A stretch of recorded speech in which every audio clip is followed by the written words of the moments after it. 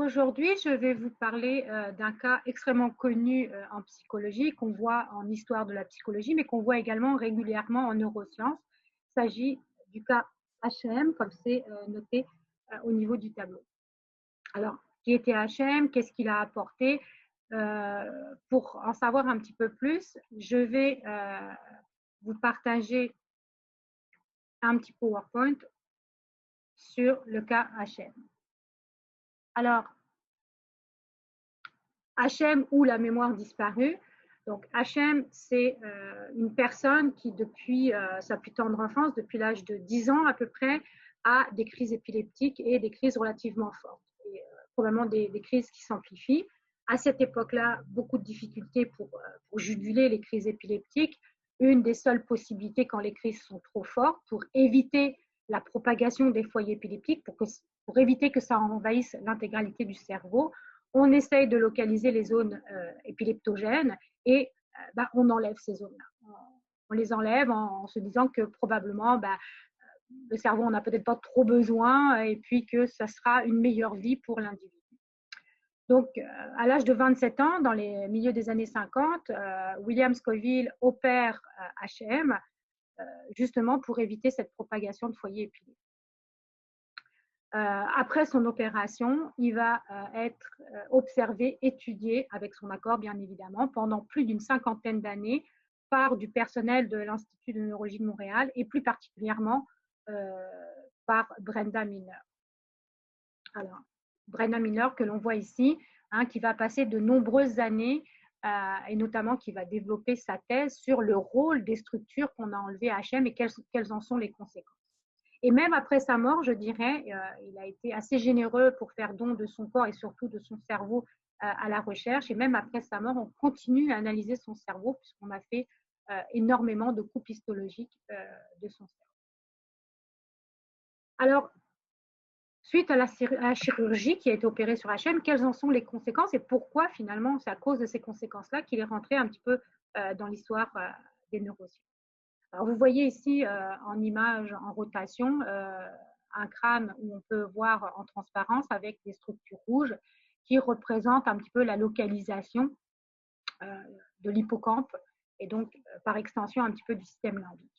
Et donc, on voit que ça se situe au niveau temporal et c'est exactement ces régions-là, donc les deux régions temporales médianes, donc de la base jusqu'à un petit peu vers l'intérieur, qui ont été enlevés, qui ont été resséqués chez HM. Donc, on n'a pas enlevé un seul côté, on a enlevé les deux côtés. On verra tout à l'heure la conséquence de la bilatéralité.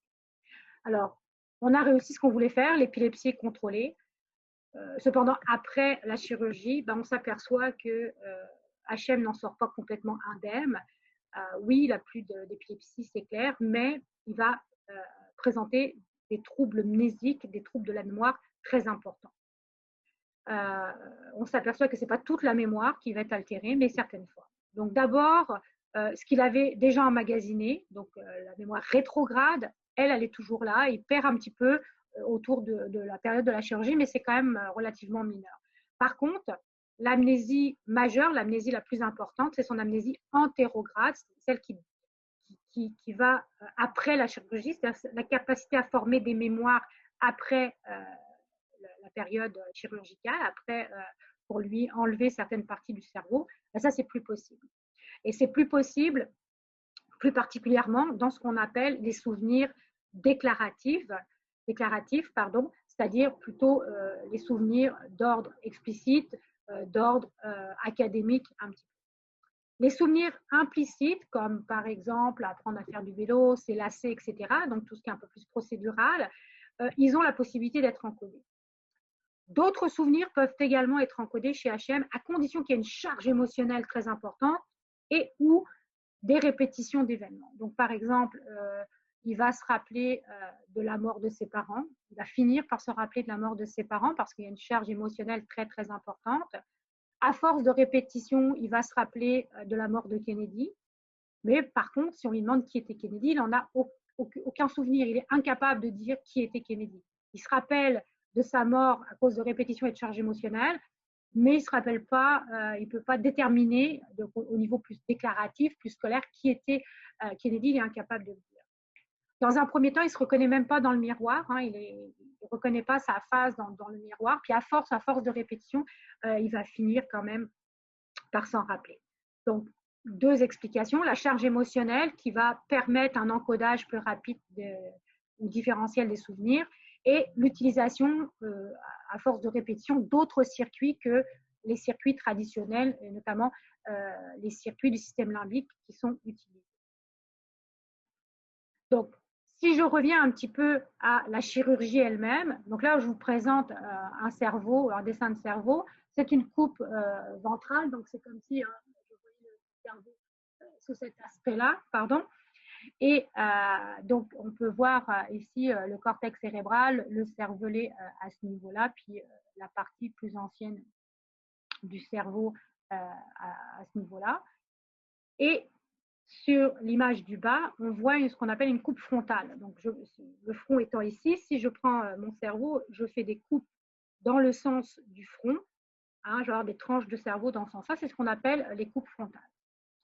Donc, ça, c'est sur un cerveau qui n'a pas été passé à la chirurgie. Et si je prends un dessin qui nous permettrait de voir un petit peu le cerveau de HM selon les mêmes coupes, selon les mêmes visualisations, hein, on s'aperçoit ici qu'en coupe ventrale, enfin en vue ventrale, excusez-moi, à ces niveaux-là, il manque énormément. Hein, on a enlevé tout un côté.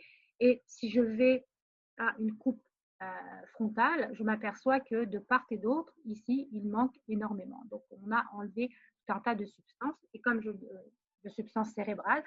Et comme je vous le disais tout à l'heure, qu'est-ce qu'on trouve à l'intérieur des lobes temporaux? C'est essentiellement le système limbique et paralimbique. Alors, qu'est-ce qu'a apporté aux neurosciences et à la psychologie le cas de HM? Plusieurs choses. C'est une des plus longues études qu'on ait faites. Hein. Pendant plus de 50 ans, on a testé, analysé, questionné cette personne-là, essayé de voir comment sa mémoire se développait ou pas. Et même après son décès, comme j'ai dit tout à l'heure, son cerveau est préservé en coupe histologique très fine. Et il y a encore, je pense à l'heure actuelle, des chercheurs qui travaillent sur le cas de HM. Donc, il a donné son corps et son cerveau à la science. Donc, son cas a été une mine d'informations sur la complexité des mécanismes mnésiques. On s'est rendu compte là qu'il n'y avait pas une mémoire, mais des mémoires. Et que ces mémoires-là étaient éparpillées à l'intérieur du cerveau et que même si on enlevait des parties relativement importantes dans la formation des mémoires, comme les structures limbiques, on avait quand même d'autres mémoires qui étaient à d'autres endroits. Ça, c'est une première chose. La deuxième chose, ça a démontré que le système limbique est nécessaire pour créer des mémoires, mais il n'est pas nécessaire pour les préserver. C'est-à-dire que le système limbique rentre dans la formation des mémoires, mais ce n'est pas dans le système limbique que les mémoires sont stockées. Sinon, HM aurait perdu la capacité de faire des nouvelles mémoires, mais aurait aussi perdu ses anciennes mémoires. Or, il a gardé la capacité de parler, la capacité de marcher, etc. Tout ce qu'il avait acquis antérieurement, il les a toujours. On a continué, comme je vous disais, donc à analyser les mémoires. Il n'y a pas eu juste le cas HM, il y en a eu d'autres, puis il y a eu des théories qui sont arrivées. Et on a donc mis en valeur, mis en lumière l'importance des structures limbiques et paralimbiques au niveau de la mémoire explicite, académique, mais pas uniquement les structures limbiques. Hein. Il y a d'autres chercheurs comme Howard Hackenbaum qui plus récemment a émis la possibilité qu'il y avait peut-être d'autres structures qui ont été lésées chez HM parce que bon, on était dans les années 50, on avait moins de précision qu'on a à l'heure actuelle et qu'il y aurait peut-être des structures qu'on a un peu négligées jusqu'à maintenant comme le cortex pyrénal qui pourrait lui aussi rentrer en ligne de compte dans la formation des mémoires. Donc c'est un cas qu'on revoit très régulièrement, comme je vous le disais. On parle souvent du cas HM, même si on connaît maintenant, il y a eu une levée d'anonymat sur sa personne. On sait qu'il s'agit de Henry Mollison. Et si on le sait, c'est parce qu'il a bien voulu cette levée d'anonymat. Il a donné l'autorisation pour qu'après sa mort, on connaisse véritablement son nom. Il aurait pu choisir de rester anonyme. Donc, ça finit la vidéo sur le cas HM et son impact au niveau des neurosciences.